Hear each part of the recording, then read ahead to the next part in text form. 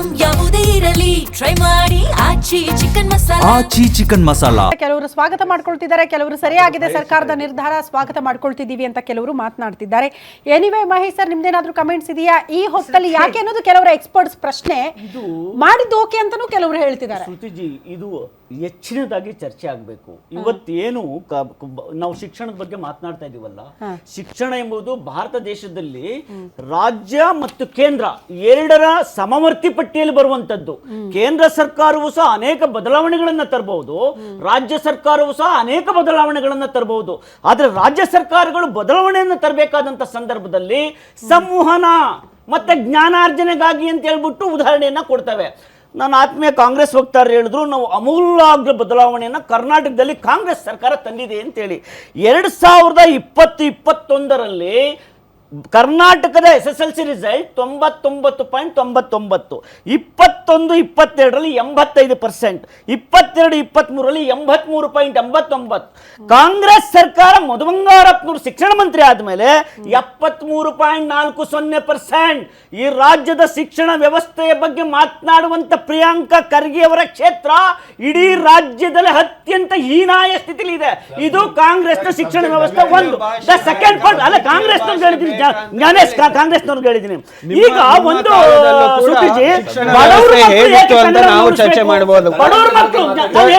ಬಡವರ ಮಕ್ಕಳು ಕನ್ನಡವನ್ನು ಉಳಿಸಬೇಕು, ಬೆಳೆಸಬೇಕು. ಶ್ರೀಮಂತರ ಪೊಲಿಟಿಕಲ್ ಸ್ಕೂಲ್ಸ್ ಏನ್ ಮಾಡಿದ್ದಾರೆ ಇವತ್ತು? ಎಲ್ಲರಿಗೂ ಸಹ ಅಂತಾರಾಷ್ಟ್ರೀಯ ಶಾಲೆಗಳೇ. ಯಾರು? ಶ್ರೀಮಂತ ರಾಜಕಾರಣಿಗಳು ಬೇರೆ ಬೇರೆ ಒಂದು ಭಾಷೆಯನ್ನ ಕಲಿಬೇಕಾದಂತ ಸಂದರ್ಭದಲ್ಲಿ ಆಯ್ತಪ್ಪ, ನಾನು ಇವಾಗ ಶ್ರುತಿ ಮೇಡಮ್ ಇಬ್ರು ಹಿಂದಿ ಕಲಿತೀವಿ, ನಾವ್ ಹಾಗಾದ್ರೆ ಉತ್ತರ ಪ್ರದೇಶದವ್ರು ಆಗೋಗ್ತೀವಾ, ಬಿಹಾರದವ್ರು ಹೋಗ್ತೀವ? ನಾವಿಬ್ರು ಕನ್ನಡಿಗರು. ನಾವು ಕಲಿಬೇಕಾಗಿರೋದು ಸಂವಹನ ಮತ್ತು ಜ್ಞಾನೋದನೆಗಾಗಿ ಕಲಿಯೋಣ. ಅದನ್ನ ಕರೆಕ್ಷನ್ ಮಾಡಿದ್ರು ಶತಾಬ್ದಿ ಶಿವಣ್ಣ ಸರ್. ನಾವೆಲ್ಲೂ ಹಿಂದಿ ಕಲಿಬೇಡಿ ಅನ್ಲಿಲ್ಲ, ಓದ್ಬೇಡಿ ಅನ್ಲಿಲ್ಲ, ಅದ್ರಲ್ಲಿ ಎಕ್ಸಾಮ್ ಬರಿಬೇಡಿ ಅಂತ ಹೇಳಿಲ್ಲ, ಅದನ್ನೇನು ಕಂಪ್ಲೀಟ್ ಆಗಿ ಬ್ಯಾನು ಕೂಡ ಮಾಡಿಲ್ಲ ಅಂತ. ಆದ್ರೆ ಕಡ್ಡಾಯವಾಗಿ ಇಂತಿಷ್ಟು ಮಾರ್ಕ್ಸ್ ತೆಗಿಲೇಬೇಕು, ಇದ್ರಲ್ಲಿ ಪಾಸ್ ಆಗ್ಲೇಬೇಕು ಅಂತ ಕಡ್ಡಾಯ ಅಲ್ಲ ಅಷ್ಟೇ ಅಂತ ಕ್ಲಾರಿಟಿ ಕೊಟ್ಟಾಗಿದೆ ಅವರು. ಕ್ಲಾರಿಟಿ ಬೇರೆ ಸ್ಟೇಟ್ ಕೊಟ್ಟಿದ್ದಾರಾ? ಥರ್ಡ್ ಭಾಷೆ ಆಗಿ ಕನ್ನಡಕ್ಕೆ ಬೇರೆ ಸ್ಟೇಟ್ ಅಲ್ಲಿ ಆದ್ಯತೆ ಸಿಕ್ಕಿಲ್ಲ ಅನ್ನೋದನ್ನ ಪ್ರಶ್ನೆ ಮಾಡ್ತಿದ್ದಾರೆ ಅವರು. ಕಾಂಗ್ರೆಸ್ ವಕ್ತಾರರು ಶ್ರುತಿ ಮೇಡಮ್, ಕಾಂಗ್ರೆಸ್ ಹೇಳ್ಬಿಡ್ತೀನಿ, ಕಾಂಗ್ರೆಸ್ ವಕ್ತಾರರು ಹೇಳಿದ್ರೆ ತಮಿಳುನಾಡನ್ನ ಅನುಕರಣೆ ಮಾಡುವಂತ ವ್ಯಸನ ನಿಮ್ಗೆ ಯಾಕ್ರಿ? ಯಾಕ್ರಿ ವ್ಯಸನ? ಕರ್ನಾಟಕದ ಬಗ್ಗೆ ಇಂಗ್ಲಿಷ್ ಹಾಗಾದ್ರೆ ಕನ್ನಡಿಗರಾಗಿ ನಾವು ಪ್ರಶ್ನೆ ಮಾಡ್ತೀವಿ, ಬೇರೆ ಸ್ಟೇಟ್ ಅಲ್ಲಿ ಕನ್ನಡಕ್ಕೆ ಆದ್ಯತೆ ಕೊಡ್ಬೇಕಾಗಿತ್ತಲ್ಲ, ಯಾಕೆ ಕೊಡ್ತಾ ಇಲ್ಲ?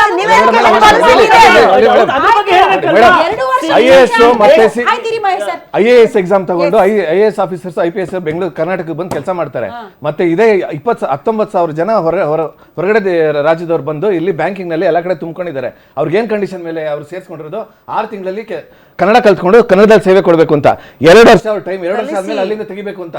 ಈ ಅವ್ರೇನೋ ಕನ್ನಡ ಕಲ್ತ್ಕೊಂಡ್ ಬಂದ್ರೆ ಇಲ್ಲಿ ಕರ್ನಾಟಕಕ್ಕೆ ಅದೇಂಗೆ ಕೆಲಸ ಮಾಡ್ತಾ ಇದ್ರು? 20,000 ಜನ 19,000 ಜನ ಕೆಲಸ ಮಾಡ್ತಾ ಇದಾರೆ. ಇದು ಇಡೀ ಇತಿಹಾಸದಲ್ಲೇ ಒಂದು ದೊಡ್ಡ ಮೋಸ. ಮುಂಚೆ ಕರ್ನಾಟಕದಲ್ಲಿ ಕನ್ನಡದ ಬರೋರ್ಗೆ ಮಾತ್ರ ಬ್ಯಾಂಕ್ ನಲ್ಲಿ ಎಕ್ಸಾಮಿನೇಷನ್ ಕೊಡೋದು ಅಂತ ಇತ್ತು. ಯಾವಾಗ ಮೋದಿ ಅವರು ಬಂದು 2014ರಲ್ಲಿ ಇದನ್ನ ಚೇಂಜ್ ಮಾಡಿದ್ರು, 19,000 ಜನ ಬಂದು ಬೇರೆ ರಾಜ್ಯದವ್ರು ಬಂದು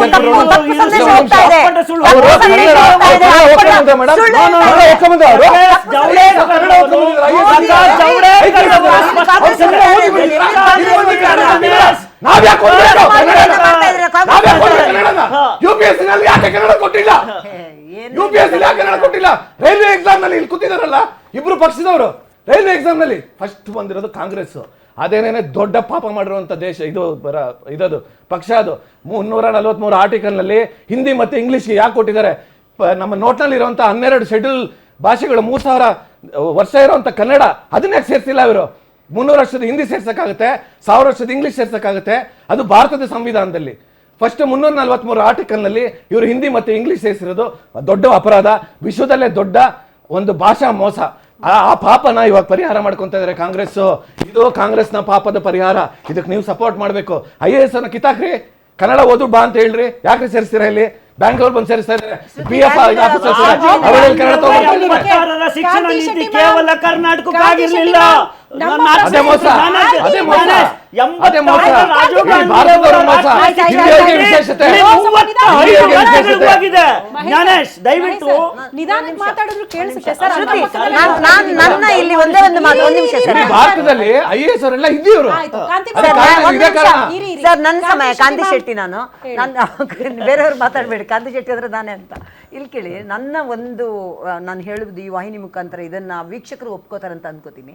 ನೀವು ಯಾವುದೇ ಒಂದು ಚೇಂಜಸ್ ತರಬೇಕು, ಕಾಲಕ್ಕೆ ಶಿಕ್ಷಣ ಗುಣಮಟ್ಟ ಮಕ್ಕಳಿಗೆ ಯೂಸ್ ಆಗುವಂಥದ್ದು ಚೇಂಜಸ್ ತರಬೇಕು ಅಂದ್ರೆ ಅದು ಸ್ವಾಗತ ಮಾಡ್ತೀವಿ. ಆದ್ರೆ ಅದಕ್ಕೆ ಆದಂತಹ ಒಂದು ಯಾರು ಶಿಕ್ಷಣ ತಜ್ಞರಿದ್ದಾರೆ, ಯಾರು ಸಾಹಿತಿಗಳಿದ್ದಾರೆ, ಯಾರು ಎಲ್ಲರನ್ನೂ ಸೇರಿಸಿ ಅದಕ್ಕೆ ಏನ್ ಬೇಕು, ಒಂದ್ ನಿಮಿಷ ಇರಿ ಸರ್, ಸೇರಿಸಿ ಈಗ ಇದ್ ಮಾಡಿದ್ರಲ್ಲ, ನೆಕ್ಸ್ಟ್ ಈಗಲೇ ಎಕ್ಸಾಮ್ ನಂದು ಒಂದೇ ಕ್ವಶನ್ ಶ್ರುತಿ, ಎಕ್ಸಾಮ್ ನಡೀತಿರುವ ಮಕ್ಕಳಿಗೆ ಪ್ರೆಷರ್ ಯಾಕೆ ಕೊಡ್ತಿದ್ದೀರಾ? ಮಾಡಿ, ಪ್ಲಾನ್ ಮಾಡಿ, ನೆಕ್ಸ್ಟ್ ಮಾಡಿ, ಪ್ರತಿಪಕ್ಷವನ್ನು ಕರೀರಿ, ಸಾಹಿತಿಗಳನ್ನು ಬೇರೆ ಬೇರೆ ಭಾಷೆಯ ಸಾಹಿತಿಗಳನ್ನು ಕರೀರಿ, ಶಿಕ್ಷಣ ತಜ್ಞರನ್ನು ಕರೀರಿ, ಅದರದ್ದು ಏನು ಸಮಿತಿ ಬೇಕೋ ತಜ್ಞರನ್ನು ಕರೆದ್ಬಿಟ್ಟು ಅದ್ರ ಬಗ್ಗೆ ಡಿಸ್ಕಷನ್ ಮಾಡಿ. ನಾವು ಖಂಡಿತವಾಗ್ಲೂ ಅದಕ್ಕೆ ಸ್ವಾಗತ ಮಾಡ್ತೇವೆ. ಅದು ಬಿಟ್ಬಿಟ್ಟು ಏಕಾಏಕಿ ತೊಗ್ಲಕ್ ಸರ್ಕಾರ ಅಂತ ಎಕ್ಸಾಮ್ ನಡೀತಾ ಇರುವ ಮಾಡ್ತಿರಲ್ಲ, ನಾಚಿಕೆ ಆಗಲ್ಲ ನಿಮ್ಗೆ? ಮಕ್ಕಳ ಮೇಲೂ ನೀವು ಈ ತರ ಹೇಳಿಸ್ತಿರಲ್ಲ, ಮಕ್ಕಳ ಮೇಲೆ ಈ ತರ ತೊಂದರೆ ಕೊಡ್ತಾ ಇದೀರಲ್ಲ, ಏನು ನಿಮ್ಗೆ ರಾಜಕೀಯ ಮಾಡಕ್ ಬೇರೆ ವಿಷಯ ಸಿಕ್ಕಿಲ್ವಾ? ಇದು ಸ್ಕೂಲಲ್ಲೂ ಮಾಡ್ಬೇಕಾ? ಗವರ್ಮೆಂಟ್ ಶಾಲೆಗಳ ಪರಿಸ್ಥಿತಿ ಅಷ್ಟು ಕೆಟ್ಟದಾಗಿದೆ.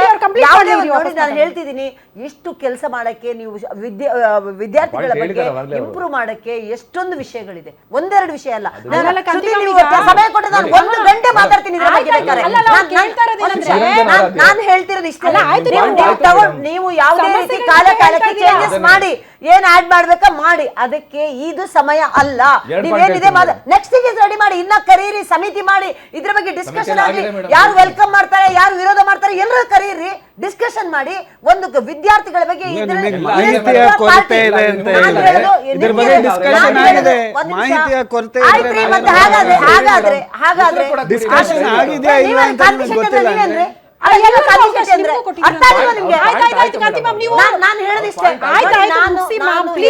ನಾನು ಮತ್ತೊಮ್ಮೆ ಮಧು ಬಂಗಾರಪ್ಪನವ್ರಿಗೆ ಕೇಳುದು, ಕಳೆದ ಬಾರಿ ನೀವು ಹೇಳಿದ್ರಿ ಪಾಸಿಂಗ್ ಮಾರ್ಕ್ಸ್ ಕಮ್ಮಿ ಮಾಡ್ತೀವಿ ಅಂತ ಹೇಳಿದ್ರಿ. ಇಷ್ಟು ತೊಂದರೆಗಳಿದ್ರು, ಇಷ್ಟು ನೀವು ಕಳಪೆ ಮಟ್ಟದ ಒಂದು ಎಜುಕೇಶನ್ ಸಿಸ್ಟಮ್ ಇದ್ರೂ ಕೂಡ, ಇಷ್ಟು ವಿದ್ಯಾರ್ಥಿಗಳಿಗೆ ತೊಂದರೆ ಇದ್ರು ಕೂಡ, ಇದೆಲ್ಲದರ ಬಗ್ಗೆ ಸೈಡಲ್ಲಿ ಇಟ್ಬಿಟ್ಟು ನಿಮಗ್ ಬೇಕಾದಂಗೆ ಏಕಾಏಕಿ SLC ಎಕ್ಸಾಮ್ ನಡೀತಾರ ಮಾಡ್ತೀರಂದ್ರೆ ನಿಮ್ಗೇನು ಅನ್ಸಲ್ವೇನ್ರಿ? ಮಕ್ಕಳ ಮೇಲೆ SLC ಪರೀಕ್ಷೆ ಹಾಗಾದ್ರೆ ಈಗ ಹಿಂದಿ ಆಟಕ್ಕುಂಟು ಲೆಕ್ಕಕ್ಕಿಲ್ವಾ? ಹಾಗಾದ್ರೆ ಕನ್ನಡ ಓಕೆ, ನೀವು ಮಾತಾಡಿ ಸರ್, ಅವರು ಮಾತಾಡ್ಲಿ, ಹಿಂದಿ ಹೇರಿಕೆ ಅಲ್ಲ, ಅಥವಾ ಹಿಂದಿಯ ನಾವು ಇವರು ನಮ್ಗೆ ಹಿಂದಿ ಅಂತಲ್ಲ, ಹಿಂದಿ ತಂದವರು ಯಾರು? ಬಿಜೆಪಿ ತಂದಿದ್ದ ಹಿಂದಿ ಮಾತೆತ್ತಿದ್ರೆ ಹಿಂದಿ ಅಂದ ತಕ್ಷಣ ಬಿಜೆಪಿ ಕರೀತಿರಲ್ಲ. ಹಿಂದಿ ಇವಾಗ ಬಂದಿದ್ದ ಹಿಂದಿ, ಸರ್ಕಾರಿ ಶಾಲೆ ಬೆಳೆಸಿ ಶಿಕ್ಷಕರ ಸಮಸ್ಯೆ ಇದೆ, ಅದನ್ನ ಸರಿ ಬಿಜೆಪಿ ಕಾಲದಲ್ಲೂ ಸಮಸ್ಯೆ ಇತ್ತು, ಎಸ್ ಸರಿ ಮಾಡಿದ್ರಿ ಅನ್ನೋದು ಪ್ರಶ್ನೆ. ಆಗ ಶಿಕ್ಷಕರ ನೇಮಕ ಆದ್ರೂ ಆಗ, ಹಾಗಾದ್ರೆ ಸರ್ಕಾರಿ ಶಾಲೆಯಲ್ಲಿ ಸಮಸ್ಯೆನೇ ಇರ್ಲಿಲ್ವಾ ಅನ್ನೋದು ಪ್ರಶ್ನೆ ಇದೆ. ಎಷ್ಟು ಸರ್ಕಾರಿ ಶಾಲೆಗಳು ಮುಚ್ಚಿದೆ ಅಂತ ಕೆಲವರು ಲೆಕ್ಕ ಕೊಡ್ತಾರ. ಶ್ರುತಿ,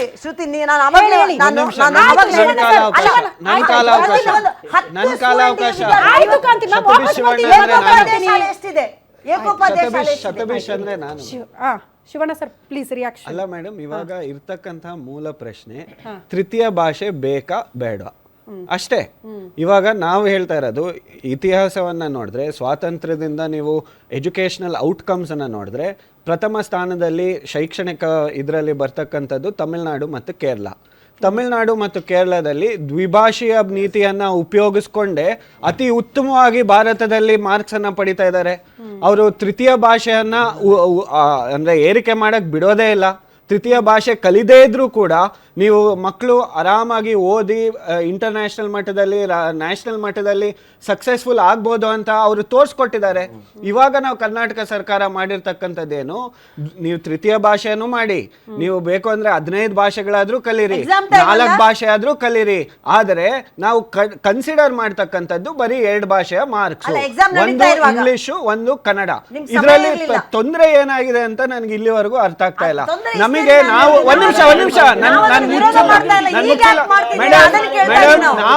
ನಾವು ಮಕ್ಕಳಿಗೆ ಕೊಡ್ಬೇಕಾಗಿರ್ತಕ್ಕಂಥದ್ದೇನು, ಗುಣಮಟ್ಟದ ಶಿಕ್ಷಣ.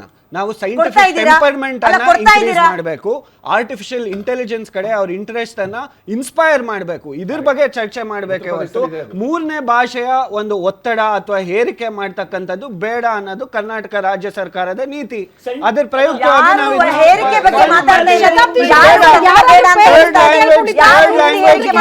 ಹಿಂದಿ ಸಮಸ್ಯೆ ಆಗ್ತಾ ಇದೆ ಅಂತ ಇದು ನೀವು ಮಾಡ್ತಿರುವ ಹಿಂದಿ ಸಮಸ್ಯೆ ಸಮಯ ಆಗ್ತಾ ಇದೆ ಸರಿ ಅಂತ ಇದೆಯಾ? ಯಾರಾದ್ರೂ ಸ್ಟೂಡೆಂಟ್ಸ್ ಬಂದು ಕೇಳ್ಕೊಂಡಿದ್ರೆ ಹಿಂದಿ ಹೌದು ತೆಗ್ದಾಕಿ ಮೇಡಮ್, ಸರ್, ಹೌದು. please ಆಗ್ತಾ ಇಲ್ಲ ಅಂತ ಹಲವಾರು ಸಂಘಟನೆಗಳು, ಹಲವಾರು ಶಿಕ್ಷಕರು, ಹಲವಾರು ಪೋಷಕರು, ಹಲವಾರು ವಿದ್ಯಾರ್ಥಿಗಳು ನಮಗೆ ಥರ್ಡ್ ಲ್ಯಾಂಗ್ವೇಜ್ ಕಲಿಯ ಅನಿವಾರ್ಯತೆ ಏನಿದೆ, ಕಲೀಲಿ, ಎಲ್ಲರೂ ಕಲಿಬೇಕು, ನಮ್ಮ ಮಕ್ಕಳು ಕಲಿಯಕ್ ಆಗಲ್ಲ ಅಂತಲ್ಲ, ಅವ್ರು ಬೇಕು ಅಂದ್ರೆ 4 ಭಾಷೆ 5 ಭಾಷೆ 15 ಭಾಷೆ ಕಲಿಯೋ ಒಂದು ಪ್ರಾಬಲ್ಯತೆ ಕೂಡ ಇದೆ.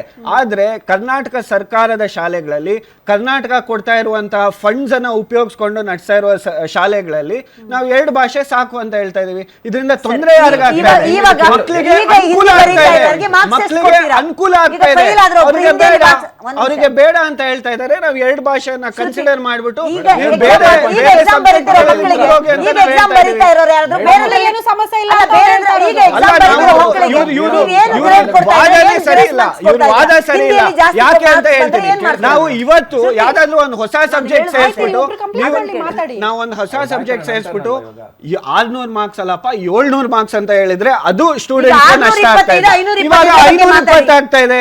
ನೀವು ಬರೀರಿ ಎಕ್ಸಾಮ್ ನ, ನಿಮ್ ಕರಿಕ್ಯುಲಮ್ ಪರವಾಗಿರತ್ತೆ, ನೀವು ಕಲಿಬೇಕು, ಆದ್ರೆ ಇದನ್ನ ಪರಿಗಣನೆಗೆ ಮಾರ್ಕ್ಸ್ ಮುಖಾಂತರ ತಗೊಳಲ್ಲ ಅಂತ ಹೇಳ್ತಾ ಇದ್ದೀನಿ. ಹಿಂದಿಯಲ್ಲಿ ಇದೇನ್ ತೊಂದ್ರೆ? valid question ಇದು. ಒಂದ್ second, ಹಿಂದಿ ಹಿಂದಿಯಲ್ಲಿ- ಏರಿಕೆ ಯಾಕೆ ಸರ್, ಆಗ್ಬೇಕು? ಒಂದ್ ಫಸ್ಟ್ second ಆಫ್ ಆಲ್ ವರ್ಷ ಹಿಂದಿ ಏರಿಕೆ ಪೂರ್ತಿ- ಪರವಾಗಿದಾರ, ವರ್ಷ ನಾವು ವಿರೋಧ ಪೂರ್ತಿ ಮಾಡ್ತಾ ಅಷ್ಟು ಇದಾರ ಅಂತ subject ಭಾರತೀಯ ಗೆ ಜನತಾ prepare ಪಾರ್ಟಿಯವರು ಆಗಿ ಹೇಳಿ. ಮಕ್ಕಳು ಹಿಂದಿಯಲ್ಲಿ ನಾನು ತುಂಬಾ ಚೆನ್ನಾಗಿ ಓದ್ಕೊಳ್ತೀನಿ, ಹಿಂದಿ ಅಂದ್ರೆ ನನಗೆ ಇಷ್ಟದ ಸಬ್ಜೆಕ್ಟ್, ನಾನು ಅದರಲ್ಲಿ ಔಟ್ ಆಫ್ ಔಟ್ ತೆಗಿಯೋಕೆ ರೆಡಿ ಇದ್ದೀನಿ ಅನ್ನೋಂತ ಅಂತ ಮಕ್ಕಳು ಮಕ್ಕಳಿಗೆ